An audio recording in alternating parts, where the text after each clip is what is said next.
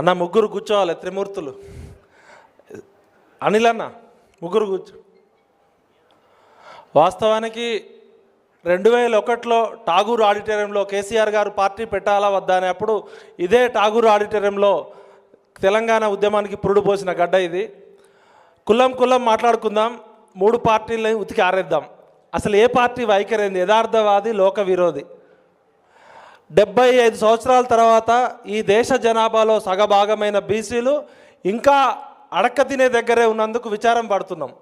అడుక్కునే జాతులకి, ఆత్మగౌరవం లేని జాతులకి రాజ్యాధికారం రాదని అంబేద్కర్ గారు ఎప్పుడో చెప్పారు.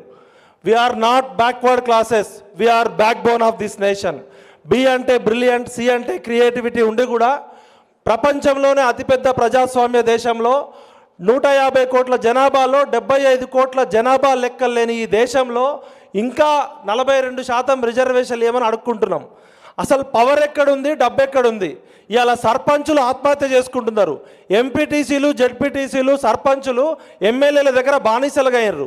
మనం అడగాల్సింది రాజ్యాధికారం. ఎక్కడో మన భావదారిద్ర్యం ఇంకా అడకదినే దగ్గరే ఉంది. అడుక్కునే బొచ్చ కూడా ఏ రెడ్డోడో, వెలమోడో, కమ్మోడో దగ్గర ఉంది. వెల్కమ్ రెడ్డి రాజ్యం. 3 కులాలు, 3 కుటుంబాలు. ఈ 75 సంవత్సరాల్లో 2 తెలుగు రాష్ట్రాల్లో ఒక తమిళనాడు లాగానో, ఒక ఉత్తరప్రదేశ్ లాగానో, ఒక బీహార్ లాగానో ఎందుకు లేదంటే మనకి 2 తెలుగు రాష్ట్రాల్లో ఒక పెరియారో, ఒక జ్యోతిబా పూలో లేకపోవడం. ఇవాళ మన బీసీ బాహుబలులు అంతా ఇక్కడ కూర్చున్నారు. మన ఎల్లవతి అనిల్ అన్న కానీ, దాసోజి శ్రావణ్ అన్న, మన సర్దార్ సర్వాయి పాపారాయుడు వారసులు, వీళ్ళందరూ మన కేసీఆర్ కన్నా, రేవంత్ రెడ్డి కన్నా గట్టోళ్ళే. కానీ ఆ పార్టీలు మనవి కావు. ఇవాళ బీసీ బాహుబలులు ఎందుకు ఇవాళ అడుక్కోవాల్సి వచ్చిందంటే మనకంటూ ఒక పార్టీ లేకపోవడమే. తమిళనాడులో ఏ విధంగా అయితే డిఎంకే, ఏఐడిఎంకే ద్రవిడ ఉద్యమాన్ని చేసినాయో తెలుగు రాష్ట్రాల్లో ఖచ్చితంగా బీసీల కోసం ఒక పార్టీ ఉండాల్సిందే. రెడ్డోడు, వెలమోడు, కమ్మోడు, ఈ వెల్కమ్ రెడ్డి రాజ్యం 3 కులాలు, 3 కుటుంబాలు ఉన్నంత కాలం ఇవాళ దేనికోసం అడుగుతున్నాం మనం? స్థానిక సంస్థల్లో పరిస్థితి ఎట్లుంది అసలు?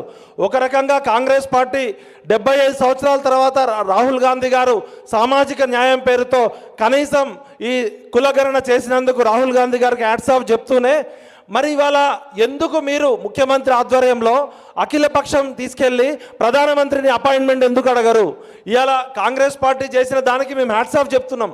కానీ ఇవాళ ఇన్నిసార్లు ప్రధానమంత్రిని కలిసిరు కదా రేవంత్ రెడ్డి గారు, దయచేసి ఎర్రవతి అనిల్ అన్న మీరు ముఖ్యమంత్రి గారిని రిక్వెస్ట్ చేయండి, అఖిలపక్షం ఆధ్వర్యంలో ప్రధానమంత్రిని కలిసి ఏ విధంగా అయితే జయలలిత గారు పివి నరసింహరావు గారు మెడలు వంచి 9వ షెడ్యూల్లో పెంచారో అదేవిధంగా మనం కూడా దాన్ని సంపూర్ణంగా పూర్తి చేసినప్పుడు మాత్రమే కాంగ్రెస్ పార్టీ దులుపుకుంది, బీజేపీ నలుపుకుంటుంది బయట ప్రచారం.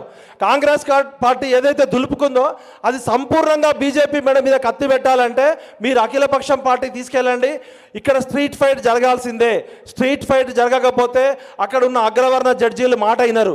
ఖచ్చితంగా ఇది కర్రు నోడిదే బర్రే, నోరు నోడిదే రాజ్యం. అగ్రవర్ణాల చేతిలో బందీ అయిపోయింది ఇవాళ న్యాయ వ్యవస్థ.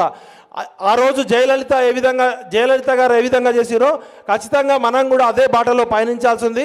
అన్ని రాజకీయ పార్టీలు కలిసి నిలిచి పోరాటాలని, ముఖ్యంగా మా చిరంజీవులు గారు, మన రాపోల ఆనంద భాస్కర్ అన్న పార్టీలకు అతీతంగా ఇది ఆర్డినెన్స్ ఎందుకు తీసుకురావాల్సి వచ్చింది?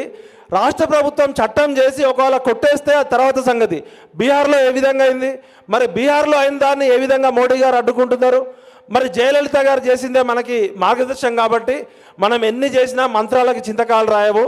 ప్రజాస్వామ్యంలో ఓటు అనేది కీలకమైంది. కాబట్టి ఈ అన్ని రాజకీయ పార్టీలు అగ్రవర్ణయే. ఇలా బీజేపీ అంటే బ్రాహ్మణ్ బనియా పార్టీ, కాంగ్రెస్ అంటే రెడ్లోలది మాలోల పార్టీ అని వచ్చింది, టీఆర్ఎస్ అంటే వెలమోల పార్టీ. ఈ ఓనర్లు మనం కాదు కదా, ఓనర్లు వాళ్ళకు అనుకూలంగా మార్చుకుంటారు. ఇవాళ మనం ఎంతసేపు అడక్క తినే దశలోనే, అడుక్కునే దశలోనే ఉన్నాం. కాబట్టి రాజ్యాధికారం రావాలంటే అంబేద్కర్ గారు చెప్పినట్టు మన అకౌంట్ మనం ఓపెన్ చేయాల్సిందే. మనం ఓట్ల డిపాజిట్ ఓ బాబనోడుకో, రెడ్డోడుకో, వెలమోడుకో, కమ్మోడుకో వేసి మనం అడుక్కుంటే ఎప్పటికీ ఇట్లనే ఉంటుంది. కాబట్టి దయచేసి రాజకీయ పార్టీలకు అతీతంగా కలుద్దాం, నిలుద్దాం, గెలుద్దాం. జై బీసీ, జై పూలే, జై అంబేద్కర్.